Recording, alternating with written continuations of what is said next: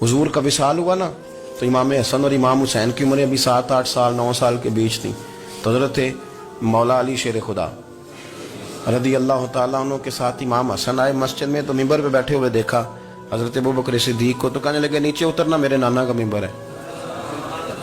बच्चों को बड़ी पहचान होती है ना अब्बा के कपड़ों की, तो पता होता है कि ये मेरे नाना का है, ये मेरे, नीचे उतरो, ये मिंबर मेरे नाना का है। तो हज़रत अली मुर्तज़ा ने जल्दी से पकड़ा और पकड़ के फरमाया जरा हुसैन हसन ये क्या कह रहे हो। अब देखे ना बच्चा यहाँ किसी का शोर करे तो मैं आपको जुमा छोड़ के बच्चे की थोड़ी सुनूंगा।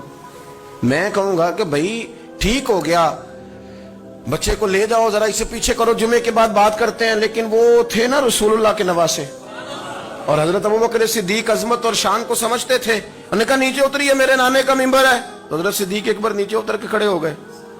तो एक जुमला, बाकी बुजुर्गों ने भी बड़ा कुछ लिखा है, पर यहाँ एक बात शाह अब्दुल अजीज मुहद्दिस देलवी ने लिखी है। हजरत सिद्दीक एक बार रो पड़े, कहने लगे हसन अगर मिंबर तेरे नाना का है तो अबू बकर भी तो तेरे नाना का ही है ना, ये को बाहर से तो नहीं ना आया, ये भी तेरे नाना का है। तो हजरत इमाम हसन हंसने लगे, फरमाने लगे ठीक हो गया, बैठ जा मिंबर पे, पढ़ाएं जुमा। समझ आ गई है बात की, पढ़ाएं जुमा। आपकी बात की मुझे समझ आ गई है कि अगर मिंबर नाना का है तो अबू बकर भी तो उन्हीं का है ना जनाब सिद्दीक अकबर। अपनी जिंदगी वफादारी के साथ, गुलामी के साथ, और अदब नहीं छोड़ा एक मिनट के लिए, एक सेकंड के लिए। रसूल कायनात सल्लल्लाहु अलैहि वसल्लम के अगर कोई बेअदबी करता था तो उन्हें जलाल आता था। आपको एक बात बताऊं, गैरत ना इश्क का हिस्सा होती है। हम बड़े शरीफ लोग हैं, पर हम कहते हैं सारे काम करना, हुजूर के बारे में बात कोई ना करना, ये नहीं हम बर्दाश्त करते। वो किस तरह का आशिक है कि महबूब के खिलाफ बात भी सुन गए, ये इश्क है, ये तो तौहीन की तूने। हजरत सिद्दीक वो बड़े मीठे बड़े ठंडे आदमी थे। उर्वा बिन मसूद सख्फी बाद में मुसलमान हुए। वो कहते हैं मैं हुदैबिया के मौके पे आया तो मुझे पता था, मैं जानता था अबू बकर सिद्दीक बड़ी ठंडी तबीयत के आदमी है। कहते हैं नबी पाक सल्लल्लाहु अलैहि वसल्लम के गिर्द ना मैंने हाला देखा गुलामों का, कोई हाथ बांधे खड़ा है, कोई पानी का कतरा लेने के लिए खड़ा है, कोई वुजू का बचा हुआ पानी लेने खड़ा है। तो चूंकि वो आए थे काफिरों की तरफ से, तो तनकीद करने वाले को कहानियां बड़ी मिल जाती। तो फौरन उर्वा बिन मसूद सख्फी कहने लगे ए मोहम्मद इब्न अब्दुल्लाह सल्लल्लाहु अलैहि वसल्लम आज ये आपके गिर्द खड़े हैं, पर जब तलवारें चमकेंगी तो दौड़ जाएंगे, तलवारों के सामने खड़ा होना आसान नहीं। तो हजरत सिद्दीक एक बार पीछे खड़े थे, नबी पाक ठंडे मिजाज के आदमी, पर बात हुई थी ना सरकार के बारे में, तो दौड़ के आगे आए और इतना सख्त जुमला कहा, कहने लगे जा जाके लातो मनात की शर्मगाह चाट, तू कहता है कि हम हुजूर को छोड़ जाएंगे। मैं नबी पाक के बाकी गुलामों की बात नहीं करता, तेरे पास जितने सूरमे है ना तू सारे लेके आ, और नबी पाक के दिफा के लिए सिर्फ अबू बकर की तलवार ही काफी है। तू ला, तेरे पास जितने सूरमे हैं ला मैदान पे, तू ला ना, तेरे पास जितने सूरमे हैं। तू कहता है ये दौड़ जाएंगे, फरमाया तूने अभी हमारा रुख देखा नहीं ना, तू आ ना जरा मैदान में, मैं तुझे अकेले को बताता हूं कि किस तरह हुजूर का दिफा किया जाता। उर्वा बिन मसूद सख्फी कहने लगे ये कौन है, देर के बाद मिले थे ना, ये कौन है। उन्होंने कहा ये अबू कहाफा के बेटे अबू बकर सिद्दीक हैं। तो उर्वा बिन मसूद कहने लगे ये तो बड़ी ठंडी तबीयत का बंदा था।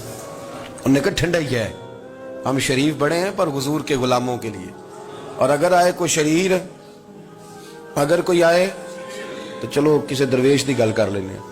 वो कहते हैं इट सिट ते पखड़ा कुआर गंदल, फिर असी और भी बूटियां जानने, फिर हमें सारा पता है, फिर हमें ना सारे तरीके, इट सिट ते पखड़ा, फिर असी और भी बूटियां जानने, फिर ना हम कर लेंगे हल, हमें वो हल करना भी आता है।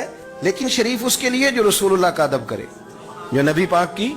हजरत सिद्दीक अकबर मुअद्दब तरीन आदमी। कोई बंदा अगर बाहर से आता था ना हुजूर से मिलने, तो उसको पकड़ के कोने में ले जाते थे, कहते थे आप पहले मैं तुझे अदब सिखाऊं कि नबी पाक की बारगाह में जाना कैसे। हाँ मैं तुझे बताता हूँ, कहीं ऐसा ना हो तेरे अमाल जाया हो जाए। सांस भी आहिस्ता लेते थे, मस्जिद की सफाई करना, ड्यूटी करना, खिदमत करना, सारा कुछ करना, पर बैठते सबसे पीछे होके थे, सबसे पीछे होके। ये भी उनका ये एजाज था, पीछे हट के बैठना, कोई ऐसा काम ना करना जिससे लोगों को पता चले कि नहीं नंबर मेरा है। पीछे हट के बैठना, पीछे पीछे रहना, अपने वो शोहरत से बचने वाला पीछे पीछे रहता है, और जी चाहता है सारी गजलें उस जालिम के नाम करे। कुछ लोग होते हैं ना वो पीछे पीछे होते हैं, कहते हैं नहीं नहीं मैं नहीं जी, ऐसा तो है ही कुछ नहीं, मेरे रसूल करीम अलैहिस्सलाम का अदब करना। हमने ना सारी जिंदगी सुना है कि अल-अम्रु फ़ौक़ल अदब, کہ جب حکم آ جائے تو پھر حکم ماننا ہے، ادب. اور اس بات پہ ہمارے طالب علم بڑے پکے ہیں. مرید آج کل کے اس مسئلے میں بڑے کہتے ہیں سامنے خود کہا ہے کہ خیر صلاح ہے. انہوں نے خود کئی دفعہ کہا ہے جی تسی بڑے سیانے ہو، تانوں مطلب دی گل دی سمجھ جلدی لگتی ہے. انہوں نے خود کہا ہے کہ ٹائم ہو تو آیا کرو. یہ کب انہوں نے کہا ہے کہ مجبوری ہے روز ہی آنا؟ یہ انہوں نے کب کہا؟ ان کو بھی تو پتہ ہے نا مجبور ہے. تو آپ کو بھی تو پتہ ہے نا کہ ان کا آپ سے پیار ہے. آپ اس پر بھی تو تھوڑا غور کریں نا. لیکن ہم مرضی کا کوئی ایک آدھ فکرہ نا، مرضی کا.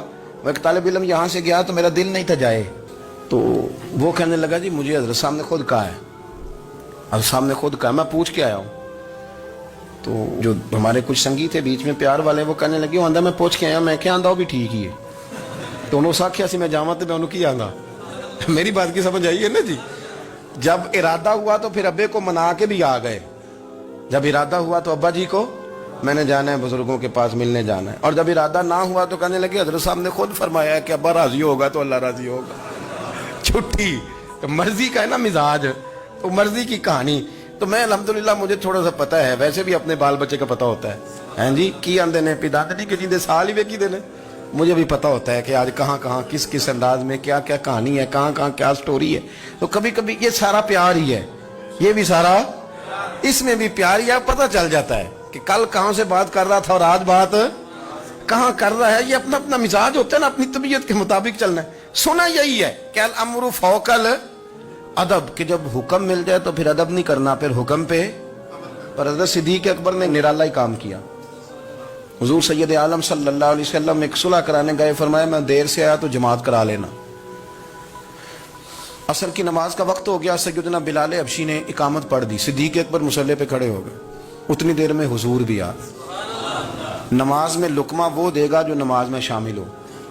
ٹوٹیوں پہ کھڑا بندہ لقمہ نہیں دے گا، پہلے وہ آ کے اللہ اکبر کا شامل ہو پھر لقمہ دے. حضور آئے، صحابہ نے ہاتھوں پہ ہاتھ مارنے شروع کیے، اطلاع کر رہے ہیں کہ لوگوں حضور آ گئے.